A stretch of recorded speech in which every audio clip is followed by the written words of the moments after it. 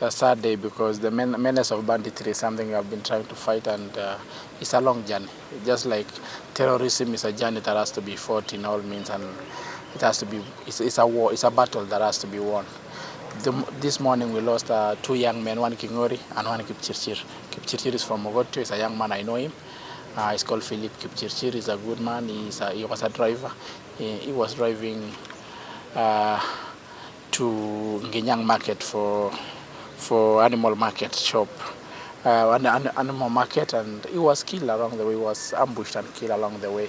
But the banditry has changed from cattle rustling to now highway robbery and highway hijacking. And we want to commend the government for flashing out the bandits, but still work has to be done in terms of they are trying to change tact with some retaliation and highway robbery and ambush. That I think they are behaving now like Al-Shabaab. They are behaving like terrorists, that they no longer go to the bush, they wait for the people along the road. So we want to ask the government to intensify patrol, to intensify security, and to make sure that they really flush them out of our roads to make the road safe. The young man who was killed is a young man I know. He's a good man. He's a man of integrity. He's a good man. His only mistake was to be found driving along the road, and that he was driving a car to an animal market. He had no other crime that he did. He was trying to feed his children like any other person.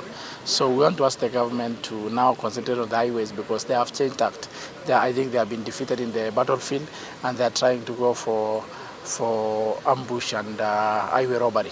They are now changing to robbers because of the number of guns in the hands of civilians.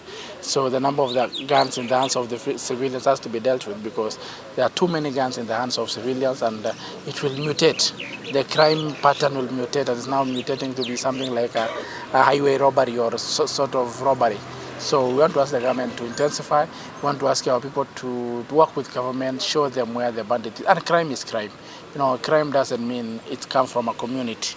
It's a crime, and criminals are criminals. You don't have to look at them from the community they come from.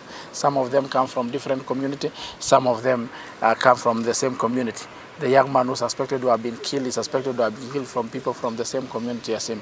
So it's not a good thing. It's a criminal, and criminal roamings at large with guns and bullets must be dealt with. And we want to ask the government to really work on our roads so to make the roads safe, because the cowards have moved now from the bush. They are on the road doing ambushes and robbery. So that is where we want to ask the government to really intensify.